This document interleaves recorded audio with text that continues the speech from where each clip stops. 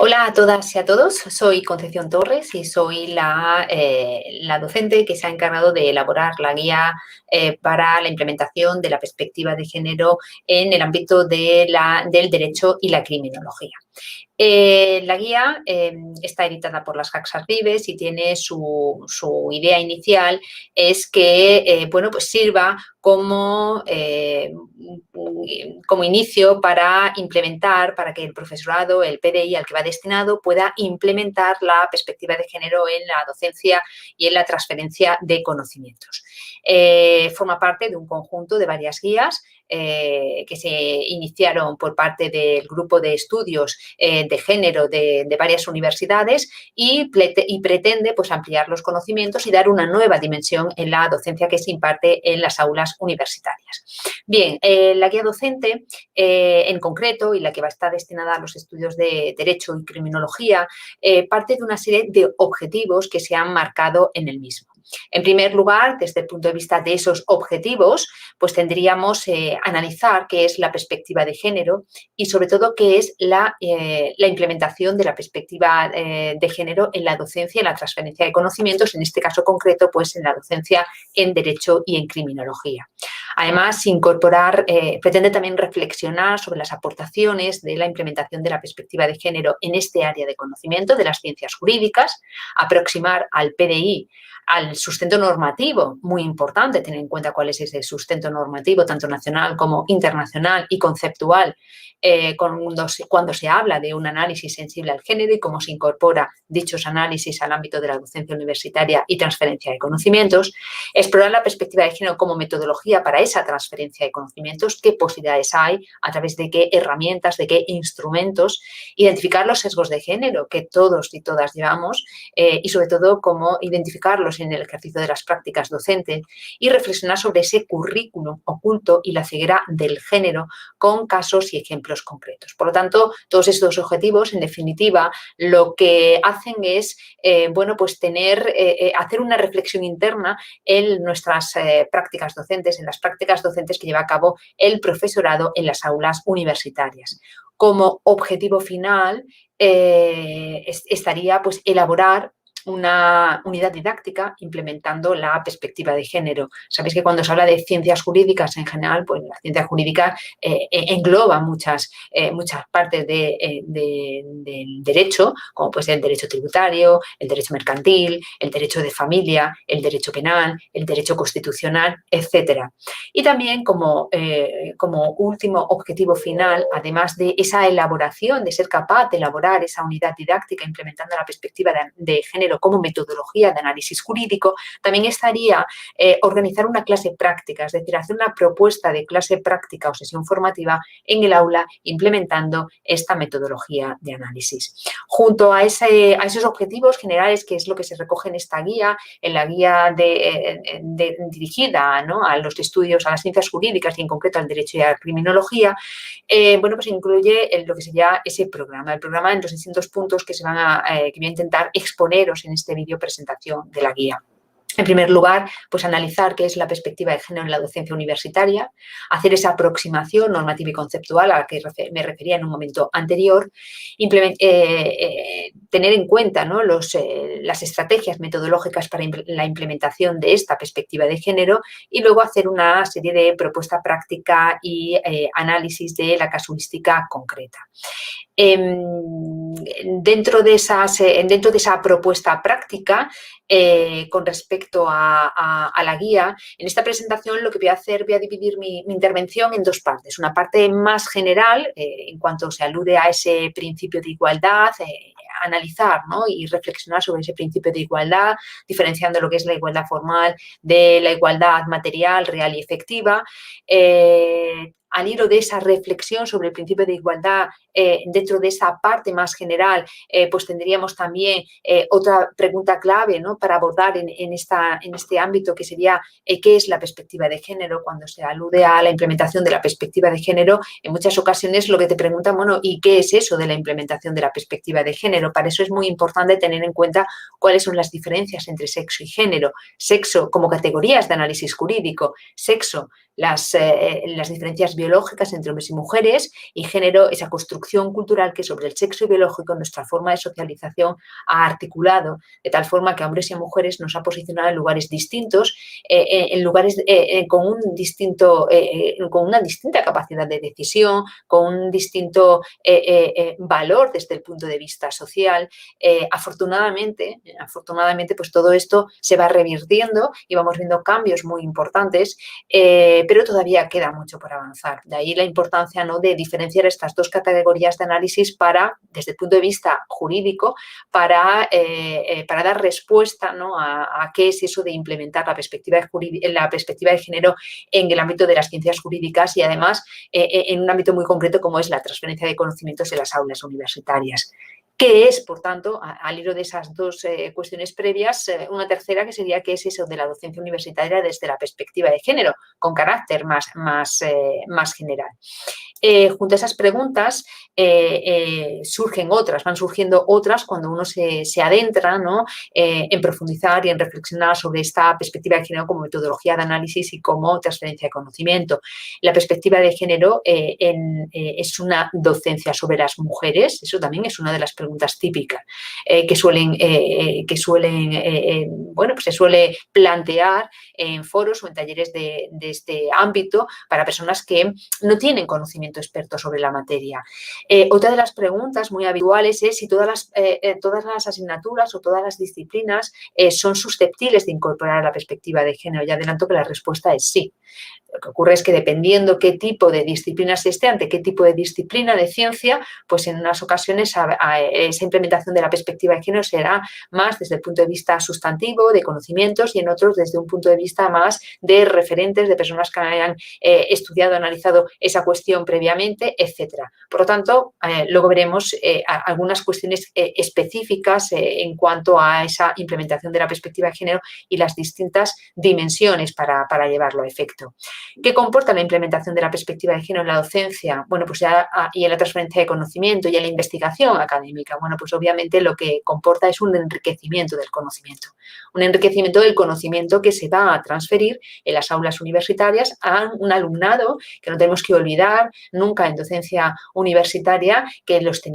tienen que salir preparados de las aulas, de las universidades para enfrentarse y para desarrollar su actividad laboral en un entorno que además es un entorno que tiene que ser lo más plural posible, que tiene que tener en cuenta las sensibilidades de distintas sensibilidades desde el punto de vista ideológico, social, etcétera, y que en definitiva es el alumnado del futuro, ¿no? Es el alumnado y son los profesionales, en este caso en concreto los profesionales del futuro. Bien,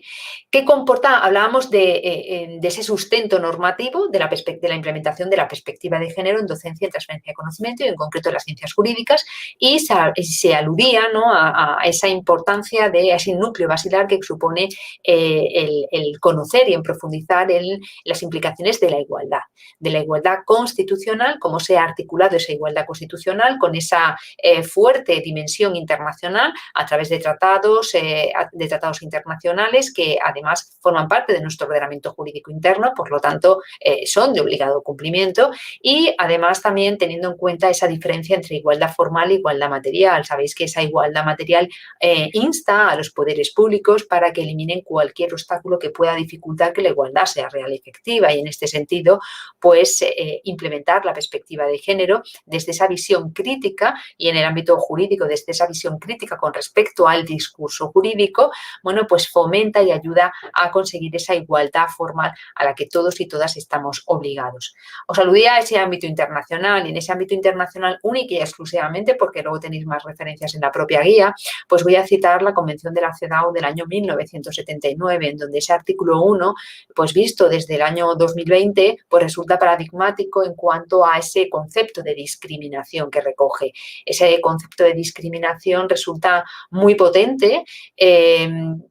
y además se observa como normativa posterior, tanto en el ámbito internacional como internacional regional, como en el propio ámbito normativo interno en España y entre los países de nuestro entorno europeo, siguen recogiendo ese concepto de discriminación por razón de sexo. Desde el punto de vista del ámbito regional e internacional, pues tendríamos esa convención de la CEDAW, tendríamos ese convenio de Estambul del año 2011, que como sabéis pues entró en vigor en el año 2014 y también resulta muy interesante su propio contenido, que en muchas ocasiones es desconocido y además en la medida en que insta a los poderes públicos y a los estados, en este caso concreto al Estado español, a que garanticen que esa igualdad sea real y efectiva, además también a que se eliminen cualquier tipo de discriminación y en este sentido recoge un apartado específico en materia del abordaje de la violencia de género y todo eso pues para conseguir, ¿no?, esa materialidad en cuanto a la eficacia normativa de las propias normas. En el ámbito europeo pues consta citar, ¿no?, al Tratado de la Unión Europea, a la Carta de Derechos Fundamentales de la Unión Europea, la Carta de Derechos Fundamentales de Niza, que sabéis que entró en vigor o tiene efecto vinculante más exactamente a partir del año 2009, en donde también se recoge toda una batería en materia de preceptos relacionados con la igualdad, con la no discriminación, etcétera. Por lo tanto, y luego todas las directivas que en la materia se han ido elaborando. Por lo tanto, hay un importante sustento normativo a nivel internacional regional y de la propia Unión Europea que coayuda, ¿no?, a esa implementación de la perspectiva de género como metodología de análisis jurídico y como metodología de transferencia de conocimientos en las facultades de Derecho y en las disciplinas jurídicas, en este caso concreto. Desde el punto de vista del ámbito nacional, pues podríamos citar la Ley Orgánica del año 2004, la Ley Orgánica de Medidas de Protección Integral contra la Violencia de Género, en donde recoge un artículo muy importante, que es el artículo 4, en cuanto apela directamente a las universidades, que incluirán y fomentarán en los ámbitos académicos pues una formación en igualdad y no discriminación. Y esa es una ley que supuso un punto de inflexión, un cambio de paradigma en cuanto al reconocimiento de la subjetividad jurídica y política de las mujeres, en cuanto a la visibilización de un tipo de violencia que las afecta a ellas única y exclusivamente por el mero hecho de serlo y además lo conceptualiza como una forma de discriminación. Por lo tanto, también en ese ámbito, pues también es importante esa implementación de la perspectiva de género y citar ese artículo 4 de la norma en concreto en cuanto apela directamente a las universidades. Junto a esa ley del año 2004, pues también tendríamos la ley del año 2007, la Ley Orgánica 3/2007, 22 de marzo, de igualdad efectiva de mujeres y hombres, que también recoge en su articulado distintos preceptos que ahondan, ¿no?, en esa necesidad de garantizar esa igualdad que sea real y efectiva, destinados a distintos ámbitos concretos y específicamente en el ámbito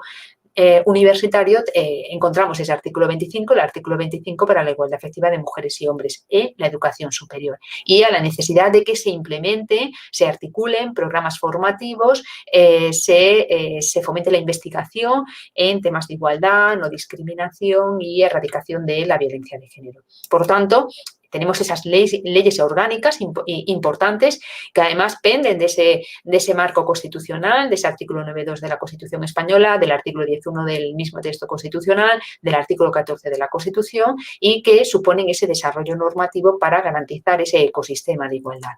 Junto a esas normas, pues también podríamos citar en el ámbito la propia Ley de Universidades, la Ley Orgánica 4/2007, que también apela a esa necesidad de que se incorporen, programas específicos, se articulen cursos para la implementación para garantizar la igualdad de mujeres y hombres y la implementación de la perspectiva de género. Y luego hay una ley muy importante que ahora está en revisión, que es la Ley 14, también está en revisión ahora mismo, ¿no?, la propia Ley de Universidades, y sí que va a tener un apartado específico más desarrollado que esa del año 2007 en cuanto a esta materia, a la importancia y la transversalidad de los estudios de género, los estudios feministas y de género en este ámbito concreto. Por lo tanto, va a coayudar más, ¿no? Y va a fortalecer la normativa actualmente vigente. Pero os comentaba que también desde el año 2011 contamos con la Ley 14/2011, la Ley de Ciencia, de la Tecnología y de la Innovación, en donde su disposición adicional 13, bueno, pues establece la inclusión de la perspectiva de género como una categoría transversal para la promoción de los estudios de género y de las mujeres en el ámbito y en el entorno universitario. Por lo tanto, no estamos hablando de algo que sea ajeno a nuestro marco normativo, pero sí que es cierto que estamos hablando de normas de 2004, 2007, 2011 y todavía hoy en muchas universidades, afortunadamente ya menos,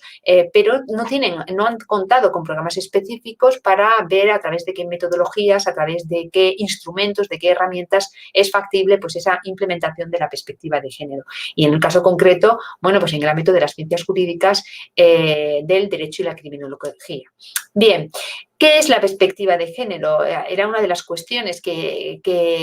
se apuntaba y además relacionado con esa diferencia entre los conceptos de sexo y género. Fijaros, la perspectiva de género es un marco de análisis, un marco de análisis teórico y conceptual, que tiene además una dimensión práctica, no lo olvidemos. Se está formando a personas que van a desarrollar su ámbito a pie de calle, ¿no? Estamos formando en las disciplinas jurídicas con carácter general, pues abogados y abogadas, a juezas y jueces, a integrantes de futuros integrantes de la carrera fiscal,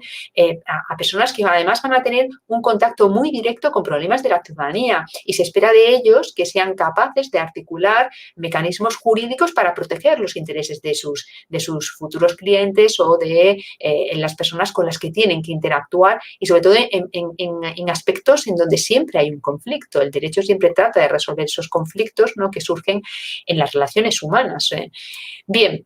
Por lo tanto, es importante, ¿no?, en este ámbito concreto, en el ámbito de las disciplinas jurídicas, saber qué es la perspectiva de género, qué va a aportar y en qué medida va a revalorizar los saberes que transferimos en el ámbito universitario y partir de esa diferencia entre sexo y género. El sexo lo comentaba anteriormente, porque en muchas ocasiones, incluso en textos en normativa administrativa, se suele confundir y se utiliza indistintamente los conceptos y las categorías de sexo y género. Sexo, lo decía anteriormente, es esas diferencias biológicas entre hombres y mujeres, que además son naturales y, pues que desde el punto de vista físico, ¿no?, pues nos hace diferentes. Y sin embargo, género es una construcción cultural que sobre el sexo biológico, es decir, que por el hecho de ser hombre o por el hecho de ser mujer, se ha construido tradicionalmente, históricamente, de tal forma que nos permite hablar de estereotipos de género, de roles de género, en función de si la persona que los lleva pues es hombre o mujer, ¿no? Eso es lo cultural, lo que no viene desde el punto de vista de la propia naturaleza. Por lo tanto, en la medida en que es cultural, es susceptible de cambio, de poder cambiarse. De ahí que se erijan ambos términos en categorías de análisis para identificar esas estructuras de poder sociosexual que tradicionalmente ha escondido el discurso jurídico. Bien, con todo esto podemos llegar al concepto de esa perspectiva de género para responder a esa ceguera del género que todavía está presente en muchos ámbitos y sobre todo en el ámbito del discurso jurídico. Y cuando hablo del discurso jurídico, hablo del discurso jurídico en general, es decir, en el contenido de la ley, es decir, quién elabora la ley, desde qué posición de poder o de no poder, a quién se dirige la ley, en qué lugar se posicionan los sujetos destinatarios esa norma, esa disposición normativa con fuerza de ley, etcétera. Pero podemos hablar de la ley o disposiciones normativas con fuerza de ley, pero también podemos hablar de otros elementos, instrumentos en donde también está ese discurso jurídico, como puede ser la redacción de un contrato, en la redacción de un convenio, en el contenido de una sentencia, de una resolución, determinada resolución judicial. Es decir, cuando hablamos de discurso jurídico, se habla de discurso jurídico en general. La perspectiva de género lo que va a permitir es analizar ese documento, ese texto, su contenido, desde esa visión crítica, en donde va a intentar visibilizar en qué lugar posiciona o ha posicionado a los sujetos. para develar esas estructuras de poder sociosexual. Por lo tanto, ya podemos adelantar o dar respuesta a eso de qué es una docencia desde la perspectiva de género. Es una docencia que considera el sexo y el género como variables analíticas y además explicativas y implica pues, prestar atención a las similitudes y diferencias, las experiencias, a los propios intereses, expectativas, actitudes de hombres y mujeres en el aula, intentar detectarlas para ver si existen esas diferencias y para identificar esas causas y evitar que se produzcan discriminaciones en el propio aula. A todo esto también es importante, cuando hablamos de perspectiva de género, de la implementación de esa perspectiva de género, tener en cuenta la transversalización de la perspectiva de género, es decir, cómo afecta a la docencia universitaria. Esa transversalización de género pues, aborda las desigualdades o trata de identificar esas desigualdades entre hombres y mujeres en un enfoque integral. Y además, bueno, pues implica tener en cuenta una serie de principios o de actuación a la hora de identificar esas estructuras de poder sociosexual. Tener en consideración las diferencias entre hombres y mujeres, como esas diferencias nos han marcado desde el punto de vista desde esa construcción social a la hora de diseñar, de planificar, de ejecutar determinadas políticas y en el caso concreto del ámbito universitario, pues a la hora de organizar una clase práctica, por ejemplo, o a la hora de seleccionar las prácticas, las lecturas, el visionado de determinados contenidos que puedan contribuir al desarrollo del propio programa académico que se está llevando a efecto. Por lo tanto, bueno, pues ese concepto de transversalización de la perspectiva de género resulta también muy enriquecedor y además, bueno, pues está en el contexto de identificar esas estructuras de poder que se puedan dar en el aula y desde el aula. Incluir la perspectiva de género en la docencia universitaria implica tener en cuenta determinados ítems en donde se tiene que hacer especial incidencia para llevarla a efecto. En primer lugar, implica también hacer esa reflexión profunda en el sentido de cómo llevamos a cabo esa transferencia de conocimientos y cuáles son nuestras prácticas docentes y evitar, ¿no?, esa ceguera de género o incluso identificar y detectar roles de género que podemos tener incluso en el ejercicio de nuestras prácticas docentes en el aula. Bien, como os decía, esa transversalización implica centrar el análisis, ¿no?, en una serie de apartados específicos. En la selección de competencias, cuando se va a elaborar la guía docente, es decir, cuáles son las competencias que considero que el alumnado tiene que tener cuando salga y cuando haya cursado esta asignatura y ver de qué forma puede implementar esa perspectiva de género en esa selección de competencias. Los objetivos a desarrollar cuando en una determinada asignatura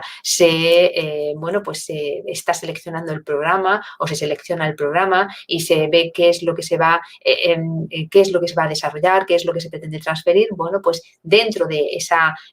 identificación de los objetivos también es importante implementar esa perspectiva de género dentro de los mismos. ¿Cuáles son los resultados de aprendizaje? Es decir, qué es lo que se quiere conseguir cuando se haya cursado esa asignatura, que el alumnado se lleve, qué es lo que queremos que el alumnado lleve, que haya aprendido, que haya interiorizado al haber cursado esa asignatura y ver de qué forma se puede implementar ahí la perspectiva de género. Y luego, obviamente, ya desde ese punto de vista más de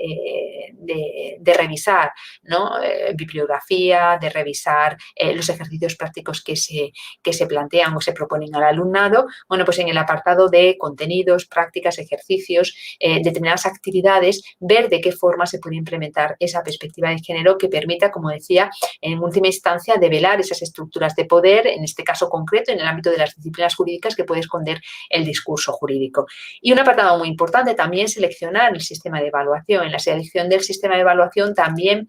resulta pertinente la incorporación de esta perspectiva de género a la hora de pues, ver qué tipo de resultados tiene, si hay diferencias en los resultados obtenidos entre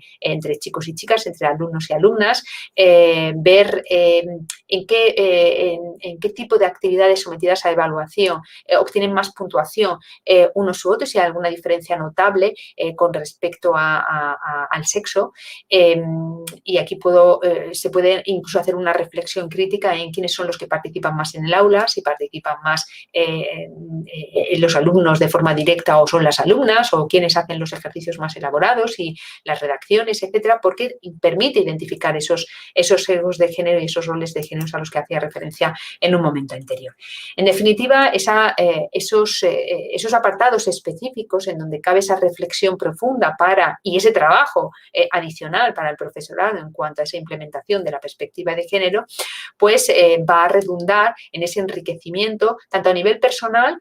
por parte del profesorado como a nivel de los propios resultados y de la satisfacción de saber que se está formando a un alumnado que va a estar preparado pues para un mundo más cambiante y para un mundo en donde hablar de igualdad no va a ser algo excepcional. Ya no hablaremos de la primera vicepresidenta en Estados Unidos o, en concreto hoy, la primera rectora en la Universidad de Alicante. Ayer tuvimos elecciones y después de 41 años tenemos por fin la primera rectora en la propia Universidad de Alicante. Bien, todo esto nos permite llegar a esa pregunta que también se hacía inicialmente, es de si todas las asignaturas son susceptibles de incorporar la perspectiva de género como categoría de análisis. Adelantaba la respuesta en un momento anterior y la respuesta es que sí, es decir, todas las asignaturas son susceptibles de incorporar esa metodología de análisis. Y esas asignaturas y estudios, todas esas asignaturas pues pueden incluir esa perspectiva de género. En unos casos se profundizará más en el contenido, es decir, hay asignaturas, hay disciplinas en donde el contenido da mucho pie para incorporar esa perspectiva de género con nuevos referentes, nuevas lecturas, nuevo contenido, y en otras será simplemente en la organización de prácticas, en cómo organizo la clase, en cómo selecciono grupos de trabajo, etcétera, o incluso los propios referentes, es decir, referentes o a la hora de redactar un ejercicio práctico, ¿no? A quién pongo como ejemplo, como modelo, y en vez de hablar de presidente del gobierno, pues pongo una presidenta del gobierno. En definitiva, dependerá muy mucho del contenido en sí de la asignatura y en el caso concreto en el ámbito de las ciencias jurídicas y del derecho y de la criminología, y luego también del propio contenido de esa asignatura. Pero en definitiva siempre se puede implementar esa perspectiva de género. En este caso concreto, el sexo será relevante cuando los estudios impliquen seres humanos o animales, o cuando se analicen sus cuestiones más biológicas, y en otros casos, cuando sean más de contenido social, relacional, el género dará muchísimo más juego a la hora de su implementación. Todo esto nos permite en esa autorreflexión interna, pensar en ese currículum oculto que todas y todas llevamos por esa forma de socialización a la que hemos estado expuestos, ¿no? y en la que estamos inmersos, ¿no? Y ese currículum oculto implica que, saber que responde a esos aprendizajes, a esos valores que nos han ido inculcando de una forma directa a través de la familia, a través de los medios de comunicación o los mass media, a través de nuestro propio entorno, y en muchas ocasiones pues implica reflexionar críticamente sobre determinadas prácticas o sobre determinados sesgos de género que podemos incluso todavía cargar a pesar de tener una perspectiva, una visión crítica de nuestro entorno. Eso, colisiona con ese currículum formal que también es sobre el que también es importante reflexionar. Otra de las preguntas que se hacían al inicio de mi intervención era qué comportaba esa implementación de la perspectiva de género en la docencia y la investigación. Y ya adelantaba en ese momento que lo que va a suponer va a ser un enriquecimiento de esa docencia que estamos haciendo en el aula, va a mejorar la calidad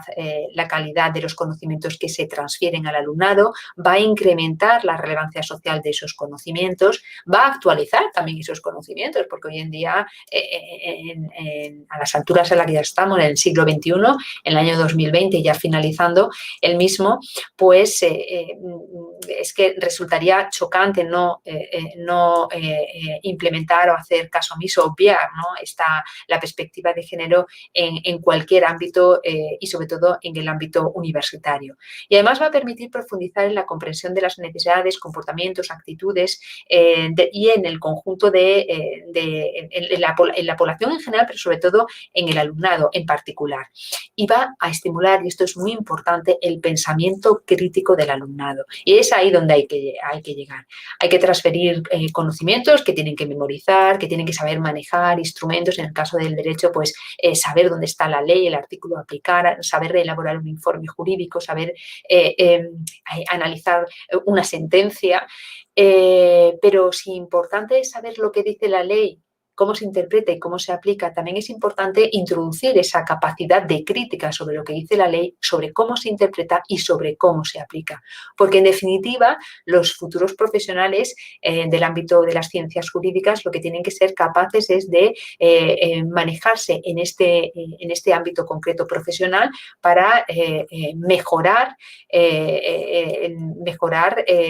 bueno, determinadas necesidades que van a requerir de análisis jurídicos específicos. Por lo tanto, muy importante esa estimulación del pensamiento crítico en el ámbito del análisis del discurso jurídico. Y luego va a contribuir a reflexionar sobre el ámbito profesional y sobre la propia cultura organizativa en la propia disciplina. Se ha aludido a lo largo de mi intervención hasta el momento sobre sesgos de género, sobre estereotipos, sobre la ceguera de género, sobre cuáles son los aportes, ¿no?, de la perspectiva de género en la implementación de la docencia y en la transferencia de conocimientos, y también se ha aludido de forma colateral a esos estereotipos de género que, bueno, pues no son más que forman parte, ¿no?, de esa forma en la que hemos sido todas y todos socializados, y que está muy relacionado con ese concepto de género como categoría a través de la cual, ¿no?, se nos ha construido como hombres y como mujeres, y por ser hombre tienes que cumplir este rol o o no puedes hacer esto o sí que debes hacerlo, y por ser mujer también. Y esos estereotipos de género están todavía y perviven en las aulas, a pesar de que pensamos erróneamente que estamos en ese ecosistema de la igualdad, pero sin embargo todavía se advierten determinados estereotipos que llevan chicos y chicas muy jóvenes, afortunadamente no todos, pero sí se dan en el aula. Y eso se puede ver y se puede observar a la hora de plantear una clase práctica, a la hora de hacer un debate, a la hora, en el ámbito de las ciencias jurídicas, pues a la hora de defender distintas posturas y hacer grupos de trabajo para simular pues un juicio, ¿no? ¿Qué rol adopta cada uno, y si los roles que adoptan los chicos son de mayor protagonismo o de menor, si las chicas son permiten, ¿no?, identificar esos elementos para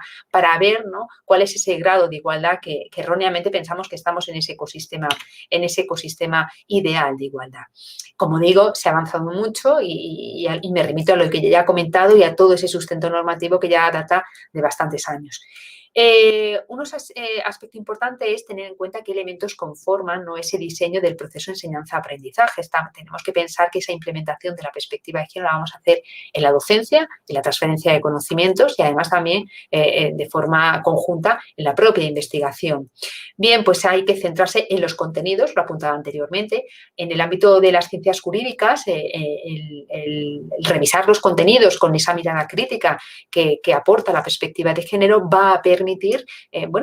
añadir, no vamos a restar, porque no se trata de restar ni de suplantar, vamos a añadir contenidos en donde se pueda reflexionar sobre, bueno, pues qué decía el Código Civil en materia del matrimonio antes de la Constitución española, cuando recogía el derecho de corrección del marido sobre la mujer, por ejemplo, o cuando en el Código Penal se tipificaba los delitos contra la libertad e indemnidad sexual, cuál era el bien jurídico a proteger, que para nada era la libertad y la autodeterminación sexual de las mujeres, sino el honor familiar. Por lo tanto, ¿qué decía la norma en ese momento, ¿no? Desde ese análisis crítico de la perspectiva de género permite, bueno, pues repensar, ¿no?, cuál era el modelo normativo del humano en el que ha pensado tradicionalmente las leyes, que para nada era un modelo inclusivo con las mujeres, sino que las mujeres, para ser iguales a los hombres, nos teníamos que encajar en ese modelo normativo del humano, en este caso del varón.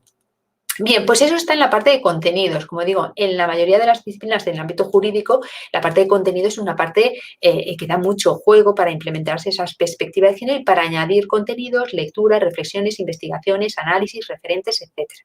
En las modalidades organizativas, también un apartado importante, es decir, cómo voy a organizar. Voy a dejar que ellos, cuando planteo una clase práctica, son el alumnado el que bueno, pues se organiza en grupos o voy a ser yo la que diga de forma aleatoria, se van a ir conformando esos grupos de tal forma de que luego sea reflejo de lo que hay en la vida social, que la mayoría de grupos de trabajo están conformados por hombres y mujeres. En los métodos de enseñanza-aprendizaje también, es decir, a través de qué metodologías, y a través de foros debates, y a través de análisis de sentencias, y a través de análisis de textos jurídicos, es decir, a través de cuáles van a ser los instrumentos en donde y qué juego me va a dar cada instrumento a la hora de implementar la perspectiva de género para enriquecer esas metodologías. Y luego también en las propias metodologías de evaluación, es decir, ¿por qué decido dar una puntuación a un examen oral determinado, un porcentaje de la evaluación, más o menos, y al tipo test le doy otra, o a un desarrollo de teoría de preguntas concretas? Sobre todo partiendo de intentar identificar previamente en el aula y desde el aula si existe alguna diferencia en cuanto a resultados entre chicos y chicas, entre alumnos y alumnas, en función de las distintas metodologías que pueda plantear o pueda proponer. Y luego, obviamente, los recursos docentes. En los recursos docentes ya no nos vamos a ceñir única y exclusivamente, que también en el manual de referencia o en los manuales de referencia clásicos y tradicionales, sino que vamos a incorporar. Vamos a incorporar otros manuales que ya empiezan a verlos en materia que implementan ya la perspectiva de género, manuales universitarios, y sin ir más lejos, recientemente, pues en el ámbito del derecho constitucional, pues ya tenemos con el primer volumen, el volumen 1, de un manual específico de derecho constitucional desde la perspectiva de género. Además salió publicado en junio del 2020, editado por la Universidad de Salamanca, y en donde, bueno, pues somos varias profesoras en donde el distinto temario que tradicionalmente lo hemos venido estudiando a través de los manuales clásicos, pues hemos ampliado, ¿no?, esa parte y la hemos enriquecido aportando esa perspectiva de género. Por lo tanto, también en esos recursos docentes. Pero no nos vamos a ceñir única y exclusivamente a los manuales, vamos a incorporar también, bueno, pues audiovisuales, vamos a incorporar lecturas que no tienen que ser estrictamente jurídicas, sino que incluso pueden ser también de literatura, de ensayos, etcétera, en donde permita hacer esa reflexión y ese análisis de los contenidos teóricos desde esos otros referentes. Todo esto con respecto a las distintas metodologías en materia, a los distintos apartados en donde hay que hacer referencia para esa implementación de la perspectiva de género en el diseño del proceso de enseñanza-aprendizaje. Hablábamos de los contenidos de las asignaturas para visibilizar también, en este caso concreto, las aportaciones de las mujeres, y ahí estaremos aludiendo también a sus referentes. Es decir, no vamos a citar única y exclusivamente o poner como referentes a la doctrina tradicional, que es una materia concreta, en el caso del derecho se ha venido estudiando, y los autores que tradicionalmente se han venido estudiando, sino que vamos a visibilizar las investigaciones y las aportaciones de mujeres juristas, en este caso concreto, a la hora de poner los modelos y ejemplos de referencia también, con el fin de reducir el androcentrismo imperante en la transmisión de esos conocimientos. Os aludía también a esas modalidades organizativas, si decido hacer una clase magistral, un seminario taller, una clase práctica, y voy a valorar y voy a tantear en el aula de qué forma puedo hacer que la participación tanto de chicos como de chicas, de alumnos y de alumnas, sea mayoritaria. En los métodos de enseñanza-aprendizaje también lo decía anteriormente, lo comentaba anteriormente, a la hora de, la finalidad siempre es garantizar, ¿no?, un ecosistema de igualdad en el aula y desde el aula, y en los contenidos que se dan y en las actividades que se realizan en el aula. Y, obviamente, en esos métodos que os comentaba anteriormente. Esto sería con respecto a esa parte más general en cuanto a las aportaciones de la perspectiva de género, con algunas referencias específicas al ámbito de las ciencias y disciplinas jurídicas. Pero sí que es cierto que cuando hablamos de perspectiva de género en docencia universitaria, en concreto en Derecho y en Criminología, es importante plantear, y yo siempre lo hago así en cualquier seminario o taller que he impartido, y es trasladar, ¿no?, al auditorio, y además un auditorio que suele tener un perfil jurídico, una serie de preguntas. Es decir, partimos de esa idea, de ese modelo normativo del humano que ha creado el discurso jurídico, al que han ido destinadas las normas, y una de las primeras preguntas que planteo siempre es: ¿en quién piensa el derecho cuando ha pensado en los sujetos? Es decir, se ha pensado desde ese punto de vista neutro, objetivo, que no nos hemos dado cuenta que esa neutralidad no ha existido en la medida en que, bueno, pues las mujeres se han invisibilizado y como comentaba anteriormente, las mujeres para ser iguales a los hombres nos teníamos que encajar en ese modelo normativo del humano que creaba el discurso jurídico. También en quién piensa o ha pensado el discurso jurídico cuando piensa o ha pensado en las personas. Hay una autora, Catherine McKinnon, estadounidense, jurista estadounidense, que decía que hasta hace muy poquito las mujeres para el derecho no éramos personas y además, en los años 70 hizo muchas investigaciones, sobre todo acoso sexual, acoso por razón de sexo, como acosos discriminatorios, ha profundizado mucho en las teorías jurídicas feministas y venía a decir eso, que hasta hace muy poquito pues para las mujeres para el derecho, para el discurso jurídico no éramos consideradas como personas. De ahí que fijaros que hasta hoy día, ¿no?, todavía derechos tan esenciales como puede ser el reconocimiento de los derechos sexuales y reproductivos no lo tenemos reconocidos en el texto constitucional, ¿no?, como esa norma que se erige en la cúspide del ordenamiento jurídico, que tiene un carácter normativo y que nos configura como sujetos jurídico-políticos. Y, en definitiva, todas esas preguntas previas a la hora de analizar o implementar la perspectiva de género en el ámbito de las ciencias jurídicas, lo que viene a cuestionar es ese modelo normativo del humano. Lanzaba esa pregunta, ¿no?, de quién piensa el derecho cuando ha pensado en los sujetos, y esto implica reflexionar en los imaginarios jurídicos. Y los imaginarios jurídicos son importantes en la medida en que son capaces de constituir espacios, de articular discursos, de perfilar a los sujetos de derecho en un lugar central o en un lugar periférico y de posicionarlos en tal sentido y de crear sujetos autónomos y sujetos heterónomos, es decir, sujetos cuyas decisiones deciden, sobre cuyos destinos deciden otros, ¿no? Frente a esa autonomía del modelo normativo del humano, que siempre ha sido el varón, las mujeres hemos seguido los sujetos heterónomos, es decir, sobre determinados aspectos que afectaban o han afectado tradicionalmente a las mujeres, otros han sido lo que han decidido. Y aquí podríamos hacer todo un análisis crítico sobre cuál es el discurso jurídico que sobre el cuerpo de las mujeres se ha venido articulando, ¿no? Y eso da para mucho, ¿no?, en el ámbito de esa transferencia de conocimientos, pero también en el ámbito de la propia investigación académica, y podríamos reflexionar muy mucho sobre el tema de la prostitución en cuanto a si se legaliza o no y qué consecuencias puede tener esa legalización o regularización desde el punto de vista de que se está legislando sobre el cuerpo de las mujeres cuando todavía no tenemos reconocidos los derechos sexuales y derechos reproductivos en el ámbito de la Constitución, o cuando se alude o se habla o hay propuestas para regular la maternidad subrogada o la gestación por sustitución, también entraría dentro de esa reflexión crítica, es decir, ojo con lo que vayamos a regular porque todavía nos faltan derechos por consolidar. Por lo tanto, todo esto nos permite, desde un punto de vista más sustantivo, ¿no?, esa implementación, esa reflexión crítica sobre el discurso jurídico. En definitiva, lo que nos permite es romper con esa ceguera de género en cuanto bajo una serie de premisas para interpelar al derecho con respecto a en qué términos se ha construido esa neutralidad del discurso jurídico, en qué términos se ha construido esa objetividad, si era una objetividad transversal y que tenía en cuenta las experiencias y vivencias de las mujeres o no, simplemente de un sector de una parte de la sociedad, y también el tema de la imparcialidad. Esas son las tres premisas sobre las que tradicionalmente se ha articulado el discurso jurídico: neutralidad, objetividad, imparcialidad. Bien, pero también desde las experiencias y vivencias de las mujeres. Bien, todo esto, como os decía, implica esa autorreflexión, ese ver más allá de lo que dice la ley,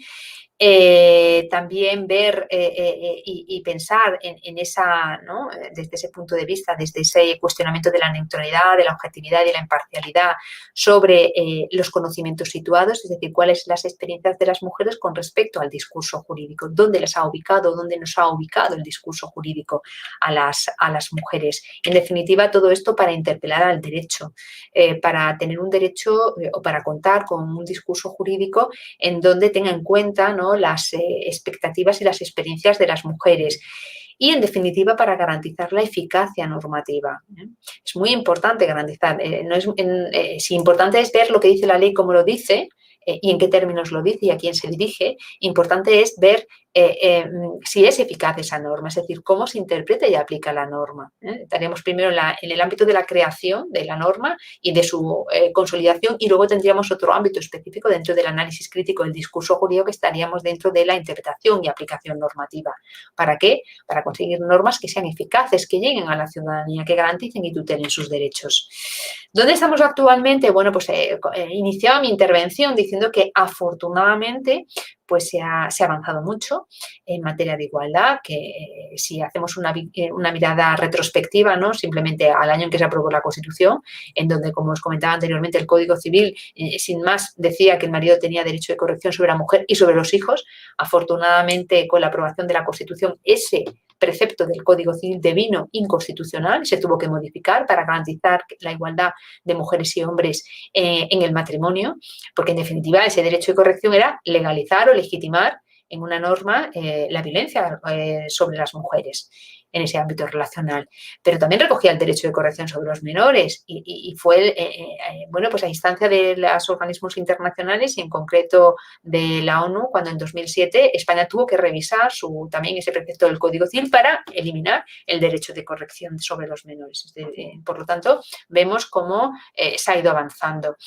Desde el año 2004 contamos con esa ley orgánica contra la violencia de género, posteriormente en el año 2007 la ley de igualdad de mujeres y hombres, en 2010 la ley de salud sexual y reproductiva e interrupción voluntaria del embarazo en materia de derechos sexuales y reproductivos, ojo, una ley, 2010, que se recurrió al Tribunal Constitucional y 10 años después el Tribunal Constitucional todavía no se ha pronunciado sobre la constitucionalidad de los preceptos que se pusieron en cuestión. Veremos a ver. Esto viene en relación a cómo hemos sido construidas las mujeres en el discurso jurídico y en aspectos muy concretos que nos afectan debido a nuestro sexo, es decir, a nuestra condición biológica. Y en qué términos el discurso jurídico pues, ha obviado, ¿no? esa realidad sexual y reproductiva de las mujeres y lo enlazo con ese concepto de heteronomía, es decir, las mujeres hemos sido construidas de una forma heterónoma, es decir, sobre nuestro cuerpo deciden otros. Ante propuestas, ¿no? y en debates luego sobre si es necesario o no legislar o regular sobre la prostitución, maternidad subrogada, sin posicionarme en un lugar o en otro, a pesar de que tenga mi propia postura, pero sí que es cierto empezar la casa desde abajo, por los cimientos, no por el tejado. Es decir, no podemos pensar en regular este tipo en arbitrar o en articular este tipo de normas cuando todavía el Tribunal Constitucional no se ha pronunciado sobre los derechos sexuales y derechos reproductivos, por lo tanto, y cuando el texto de la Constitución no se ha modificado, no hay visos de que se abra para implementar la perspectiva de género en este ámbito concreto y para un reconocimiento expreso de esos derechos sexuales y reproductivos muy vinculados con esa realidad sexual de las mujeres en cuanto a su condición biológica. Por lo tanto, como decía, se ha avanzado mucho hacia esa apelación a esa ley del año 2010. En 2015 hubieron importantes avances a nivel normativo en materia de tipificación, en materia penal, en concreto en tipificación de determinados preceptos que afectan mucho a la vida de las mujeres, como pueden ser en materia de acoso, el llamado stalking o el sexting, también en incorporar, ¿no? en el Código Penal una agravante específica por razones de género. En el 2017 pues también esos avances se concretan sobre todo en todas las medidas, más de 200 medidas incorporadas en el Pacto de Estado contra la Violencia de Género, donde hay medidas destinadas mucho a la educación y a la educación en todas las etapas educativas y obviamente en el ámbito universitario. En el 2018, y gracias a esa implementación de la perspectiva de género, fíjense, tenemos una norma muy, muy importante que se modificó, la Ley Orgánica del Poder Judicial, en donde se incorpora la necesidad de la formación específica en materia de derecho antidiscriminatorio, en materia de igualdad, en materia de implementación de la perspectiva de género para los integrantes de la carrera fiscal y para el Poder Judicial, tan importante. Si decía que importante era qué dice la ley, cómo se dice, por lo tanto incidir en esa fase de creación que compete al legislador, qué importante es también cómo se interpreta y aplica la norma para garantizar esa eficacia normativa. Por tanto, incidir también en la formación de esos operadores jurídicos como pueden ser los integrantes y las integrantes del Poder Judicial y también del Ministerio Fiscal. Por lo tanto, como comentaba, se ha avanzado mucho, por lo tanto, las facultades de Derecho, las universidades españolas y las ciencias jurídicas no pueden permanecer ajenas a esa necesidad de esa implementación de la perspectiva de género para dar una docencia, para transferir unos conocimientos que sean acordes, ¿no?, con el momento actual que estamos viviendo, en donde para nada se justificaría que siguiéramos haciendo alusión o poniendo ejemplos o recurriendo a estereotipos muy manidos y que lo único que hacen es redundar en esa discriminación por razón de sexo. Bien, comentaba anteriormente que es importante ver qué dice la ley, cómo se dice y a quién se dirige. También es importante implementar en este sentido o correlacionar todas estas cuestiones, todas estas preguntas con lo que se llaman los estudios críticos del discurso jurídico. En cuanto han venido, provienen también de los años 70, sobre todo de universidades anglosajonas, todas las teorías jurídicas feministas y que, bueno, pues parece que estaban así un poquito apartadas y que es ahora cuando se habla, ¿no?, y se visibiliza esa posición desigual y discriminatoria en las que han estado las mujeres en el ámbito de las ciencias jurídicas, pues cuando empieza a calar y la necesidad de implementarlo también en este ámbito concreto. El momento actual que requiere, bueno, pues requiere profundizar jurídica y constitucionalmente en el concepto de género como categoría de análisis jurídica y en referenciar, en este caso concreto, las raíces de esta categoría y vincularlas con el constitucionalismo crítico y con todas las teorías jurídicas críticas que provienen, como decía, de las universidades anglosajonas. También en los años 70 hubieron análisis jurídicos críticos y alguna parte de la doctrina en universidades italianas y de nuestro entorno europeo, minoritarias, pero las había. Y enlazarlas también con los llamados conocimientos situados, con todas las teorías feministas, teorías jurídicas feministas, ¿no?, que se han venido analizando. Y cuando hablamos de conocimientos situados, ¿y qué implica, ¿no?, tener en cuenta esos conocimientos situados en la docencia y en la transferencia de conocimientos desde la perspectiva de género? Resulta muy importante citar, ¿no?, esta fase de Ortega y Gasset, que decía que si el espectador, y en este caso también la espectadora que contempla un paisaje, se desplaza hacia la izquierda o hacia la derecha, descubrirá aspectos no contemplados. Y eso es lo que se viene a decir, es decir, la perspectiva de género, en la medida en que pretende visibilizar cuáles han sido las experiencias de las mujeres en su vida normal, ¿no?, aporta y revaloriza en ese sentido los conocimientos cuando se analiza el discurso jurídico. Es decir, cuando a las mujeres en la norma se les prohibía votar, es decir, porque simplemente no las consideraba sujetos de derecho con capacidad para decidir, cuando a las mujeres en la norma se les decía que tenían que seguir los dictados de su marido, cuando a las mujeres se les decía que no podían trabajar en la mina, el legislador solamente tenía en mente a un modelo, que era el varón. Sin embargo, cuando son las mujeres las que empiezan a visibilizarse en el ámbito, gracias a esas reivindicaciones, en el ámbito de lo público político, el derecho tiene que tener otras visiones, tiene que incorporar esas otras visiones y prestar atención a lo que pasa en las familias, en los cuidados, todas las tareas de cuidado. ¿Por qué es importante visibilizar un tipo específico de violencia que sufren las mujeres por el mero hecho de serlo? Y tradicionalmente las han sufrido, ¿no?, más o menos en esa clandestinidad de la privacidad del hogar, ¿eh? Y se ha visto normal y se ha naturalizado y se ha normalizado. Bien, pues esa visión de las mujeres es ese ubicarse, ¿no?,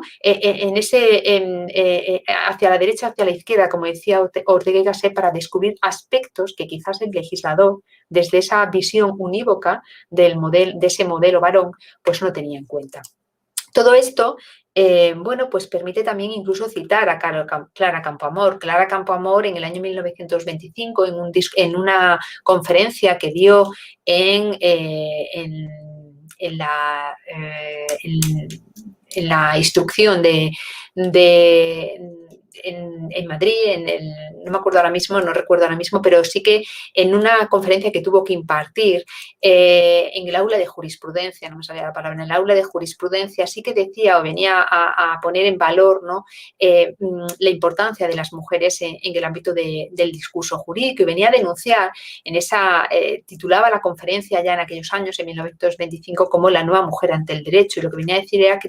el varón había dogmatizado jurídicamente el mundo durante muchísimos siglos, que había legislado aislada y unisexualmente para los dos. Por lo tanto, no había tenido en cuenta, ¿no?, las experiencias y esas vivencias de las mujeres. Y venía a decir que el problema de las mujeres ya en aquellos años, y vemos que también ¿no?, lo hemos venido acarreando, era el ser siempre juzgadas por normas ajenas, es decir, por normas en donde no habían participado en su elaboración y por normas en donde no participaban en su aplicación e interpretación. De nuevo, esa apelación a los conocimientos situados y esa vuelta a la referencia de esa cita de Ortega y Gasset de poder situarnos a la izquierda y a la derecha y también en el centro para ver aspectos que quizás de otra forma no contemplaríamos. Bien, todo esto nos permite llegar a tener en cuenta, ¿no?, cuáles son esas aportaciones desde el punto de vista de esa implementación de la perspectiva de género, que, como digo, en el ámbito de las ciencias jurídicas da mucho juego ya en el propio contenido, no solamente en la organización de las prácticas docentes, en cómo se evalúa, que también en los recursos, en los referentes, sino en el propio contenido en cuanto a reflexionar críticamente cuál ha sido la evolución del derecho y desde el derecho en materia de igualdad en cualquier disciplina, en el ámbito tributario, en el ámbito civil, en el ámbito penal. Si nos vamos al ámbito civil, comentaba anteriormente, ¿no?, este ejemplo de la autoridad marital con ese derecho de corrección. Si nos vamos al ámbito penal, también citaba anteriormente esa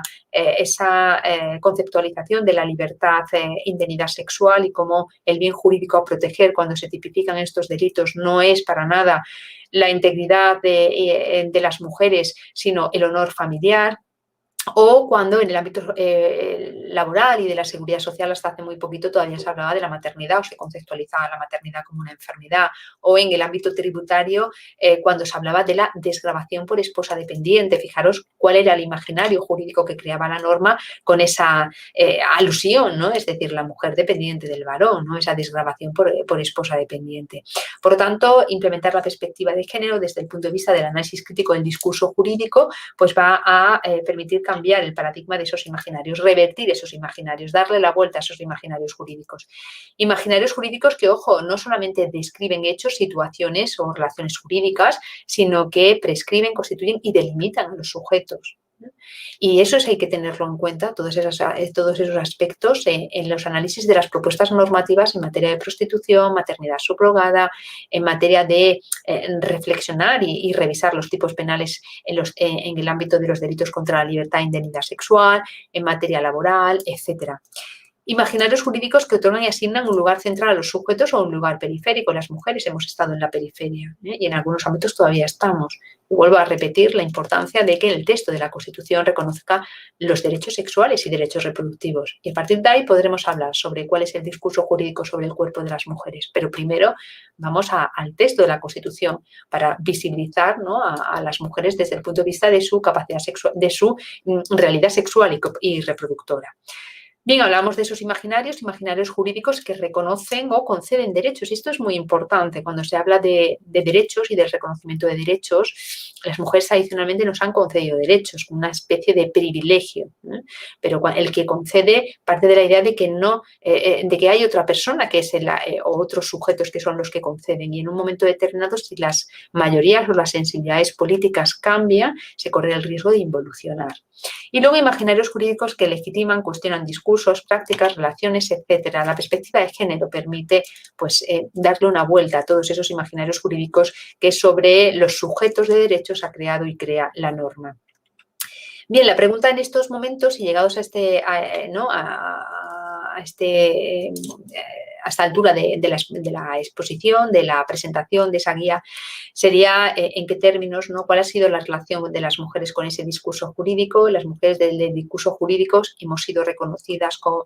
desde la premisa de la igualdad formal, y lo comentaba anteriormente, y no desde la premisa de la igualdad material real efectiva que tiene en cuenta las posiciones de partida de ambos sujetos. De ahí que para ser iguales a los hombres nos tenemos que encajar en ese modelo ya prefigurado.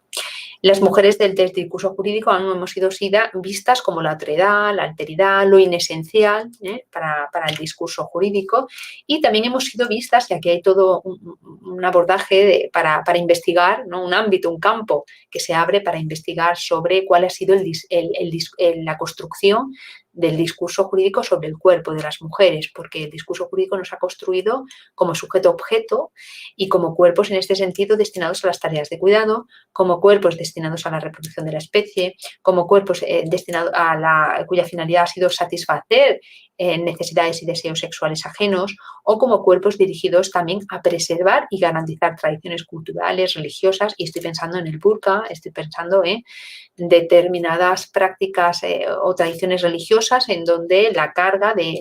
llevar esa tradición cae y pende sobre las mujeres y en concreto sobre sus cuerpos. Por lo tanto, como digo, permite, ¿no?, ampliar en materia de contenidos pues esa reflexión crítica sobre esa construcción jurídica sobre el cuerpo de las mujeres. Y todo esto obviamente obliga a reflexionar sobre esa igualdad constitucional, en qué términos se ha creado esa igualdad constitucional, y además también obliga a tener en cuenta a la perspectiva de género, a la categoría de género como categoría de análisis jurídico, como una categoría que, bueno, pues lo que va a pretender no es solamente aportar en esa fase de creación normativa, sino tener en cuenta cómo se interpreta y se aplica la norma. En definitiva, lo que va a permitir es romper con esa neutralidad tradicional desde el punto de vista sexual de las normas y interpelar al derecho desde el punto de vista de los sujetos de derechos y en concreto de los derechos de las mujeres, es decir, cómo se han construido o se han reconocido los derechos a las mujeres y por qué se reconocen unos y otros todavía no se han reconocido, o su reconocimiento es tan débil que se corre el riesgo de que en un momento determinado se pueda involucionar. Y, de nuevo, ¿no?, pues ese género como categoría de análisis jurídico, además como incluso garantía constitucional, como el género como en tanto que permite hacer esas aportaciones críticas, pues tener en cuenta, ¿no?, cómo puede garantizar en ese ámbito concreto los derechos de las mujeres. Y todo esto para garantizar, en definitiva, lo que se pretende es reflexionar sobre ese paradigma del humano y sobre el cual se han reconocido y se han construido los derechos, sobre qué derechos para el modelo normativo del humano no han sido cuestionados nunca y, sin embargo, qué derechos están siempre en continuo cuestionamiento. Y de nuevo vuelvo a apelar a todos los derechos que están relacionados con la realidad sexual y biológica de las mujeres. Y luego también tener en cuenta, ¿no?, pues cuáles y reflexionar críticamente sobre esos imaginarios jurídicos desde el cual, ¿no?, se han reconocido pues toda esa serie de derechos. Todos esos son elementos específicos que permite esa implementación de la perspectiva de género, teniendo en cuenta esa vinculación, ¿no?, esa relación tan estrecha entre la categoría género como categoría de análisis jurídico que va a permitir identificar esas estructuras de poder sociosexual en la norma, desde la norma y en la aplicación de la norma. Y como docentes que bueno, intentamos transferir esos conocimientos, esa expertise, ¿no?, cuando también se aúna la parte académica con la parte más práctica y de práctica jurídica en el foro, en los tribunales, pues en definitiva, cómo va a permitir, ¿no?, esa implementación, redundar en esa revalorización de los conocimientos, en esa capacidad, ¿no?, de fomentar ese análisis crítico del discurso jurídico, de las disciplinas jurídicas, para bueno, pues tener un alumnado más formado, un alumnado que sea capaz de intervenir de forma exitosa en cualquier ámbito de su actividad profesional pro futuro, y que además pueda hacer que las normas, ¿no?, que tanto en un Estado de Derecho, principio de legalidad, de la que tanto se analizan y se estudian en las clases, en definitiva sean eficaces, ¿no?, esa eficacia normativa de las leyes y que lleguen o que cumplan su cometido o su finalidad para la que habían sido elaboradas. Creo que llegados a este punto, llegamos al final, ¿no?, de esta exposición, de esta presentación, de esa guía docente para la implementación de la perspectiva de género en el ámbito de las disciplinas jurídicas, de las ciencias jurídicas, en concreto del derecho y la criminología. Con esta presentación, que por supuesto podéis ampliar en la propia guía, en el contenido de la guía y en las referencias que se recogen en la misma para cuestiones más técnicas jurídicas, bueno, pues se pretende aproximar, ¿no?, al profesorado bueno, pues a que tenga ese conocimiento de lo que va a suponer esa implementación de la perspectiva de género para bueno, pues transferir esos conocimientos, esa expertise, esas investigaciones que se hacen pues de una forma que evite cualquier tipo de discriminación, cualquier tipo de desigualdad y en definitiva pues ayude a garantizar esa igualdad y que ésta sea real, efectiva en las aulas y desde las aulas. Muchas gracias por la atención prestada. Cualquier duda o consulta, mi correo electrónico lo tenéis en la guía, en la propia guía docente y en los materiales del propio curso. Gracias.